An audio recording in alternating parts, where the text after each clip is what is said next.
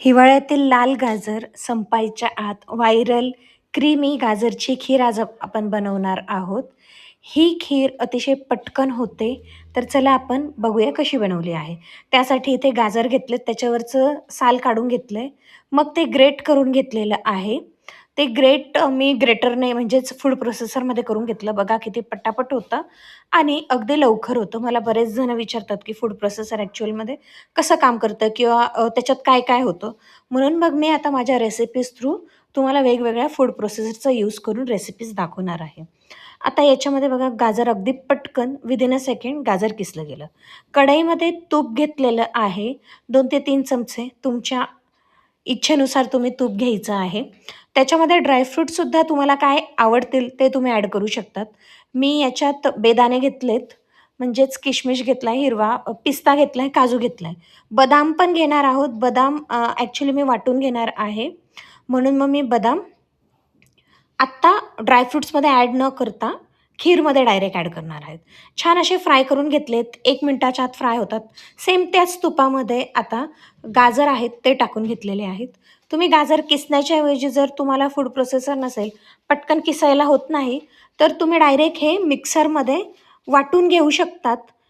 एकदम बारीक याची पेस्ट करून घ्या आणि ती ॲड करा तुपामध्ये. ती छान परतून घ्या. ती तर अजूनच लवकर होते खीर. ही तरी ॲटलीस्ट 15 मिनटं लागतात. ती माझ्या मते तर अजूनच लवकर होईल जर पेस्ट टाकली तर आणि अजून घट्ट होईल. तर याच्यामध्ये गाजर अशा पद्धतीने छान परतून घेतला 2 ते 3 मिनटं. मग त्याच्यामध्ये मी कच्चंच दूध घातलं आहे अर्धा लिटर. तुम्ही गरम बॉईल केलेलं दूध, पण क्रीमवालं दूध ॲड करायचं कधी पण खीर वगैरे करत असाल तर. आणि तुमच्याकडे जर नसेल दूध क्रीमवालं फुल फॅट, तर मग तुम्ही मिल्क पावडरसुद्धा ॲड करू शकता 2 ते 3 चमचे.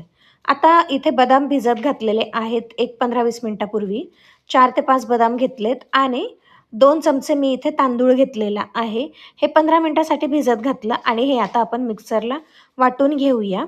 मिक्सरमध्ये तांदूळ आणि बदामची पेस्ट केल्यानंतर ह्या गाजरच्या खीरला एक छान क्रीमी टेस्ट येते. आणि मी अजून एक गोष्ट ॲड केली, पण ती टोटली ऑप्शनल आहे. ते म्हणजे मी पनीर ॲड केलं आहे. अगदी थोडंसं बघू शकतात, एकदम थोडं.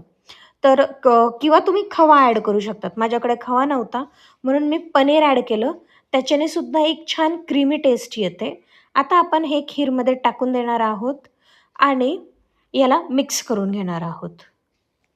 तुम्ही जर व्हिडिओ इथपर्यंत बघितला असेल आणि आवडला असेल तर नक्कीच व्हिडिओला लाईक करा. हा व्हिडिओ जास्तीत जास्त लोकांना शेअर करा आणि चॅनलला जर नवीन असाल तर रीना होम किचनला सबस्क्राईब करायला विसरू नका. कमेंट करा कशी वाटली ही रेसिपी. तर बघा छान बॉईल आलेलं आहे आपल्या खीरला. आता याच्यामध्ये आपण ॲड करणार आहोत साखर. साखर तुम्ही कॅरमलसुद्धा करून घेऊ शकतात. ॲक्च्युली कॅरमल केलेले साखरेची खूप छान चव येते. पण मी मुद्दामच अव्हॉइड केलं, कारण की रेसिपी लेंदी करण्यापेक्षा सोपीत सोपी दाखवावी हा माझा याच्यामागे हेतू होता. पण मी कधीतरी तुम्हाला कॅरमेल खीरसुद्धा दाखवेल. कॅरमेल खीरला कलर आणि टेस्ट दोन्ही खूप बदलतं. तर तुम्ही काय करायचं, साखर ना अगदी ब्राऊन कलरवर वितळून घ्यायची आणि मग ते ॲड करा. खूप सुंदर अशी चव येते. केसर घातलं आहे मी, सोक करायचं विसरली होते केसर दुधात, म्हणून मी डायरेक्टच ॲड करून दिला आणि तसंही ते उकळत-उकळत केसर आपला कलर छान सोडेल. आता ऑलमोस्ट आपली खीर डन झालेली आहे. एंडिंगला मी याच्यामध्ये इलायची पावडर ॲड केलेलं आहे. तुम्ही जायफळसुद्धा टाकू शकतात आणि याला छान मिक्स करून घेणार आहोत. तर अशीच आपली एक आगळीवेगळी पण छान अशी गाजरची खीर तयार झालेली बघा. खूप स्वादिष्ट बनते. काहीतरी वेगळं, गाजरचा हलवा खाऊन कंटाळा येतो, म्हणून हा त्याचंच एक व्हर्जन आहे. मलासुद्धा ट्राय करायचा होता. मी सुद्धा पहिल्यांदाच केला आणि मला खूप आवडली ही खीर. आमच्या घरातसुद्धा सगळ्यांना आवडली. तर तुम्हीसुद्धा झटपट असं काही वेगळं करायचं असेल, तर नक्कीच ही करून बघा. आता मी गार्निशिंगसाठी हे गाजर टाकले. हे गाजर टाकणंसुद्धा ऑप्शनल आहे. पण जेव्हा मी हे गाजरचा बाईट घेतो ना आपण, तर त्याच्यामध्ये थोडंसं कच्चं गाजरची चव खूप छान येते. एक मस्त क्रिस्प असा फ्लेवर येतो. आणि वरती आपण जे ड्रायफ्रुट्स टाकलेत, ते मी टाकून घेतलेत. तुम्ही डायरेक्टसुद्धा ॲड करू शकतात.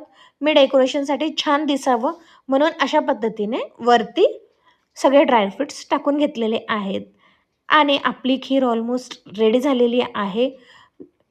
याची मी तुम्हाला किती घट्ट होते ते दाखवते. खूपच मस्त भन्नाट झालेली आहे. तर बघा, आता मी दाखवते की मेन तर हेच असतं की कशी झालेली आहे आणि अप्रतिम अशी मस्त छान झालेली आहे. तर अशाच नवनवीन रेसिपीजमध्ये पुन्हा भेटूया रीना होम किचनमध्ये. तोपर्यंत काळजी घ्या. बाय.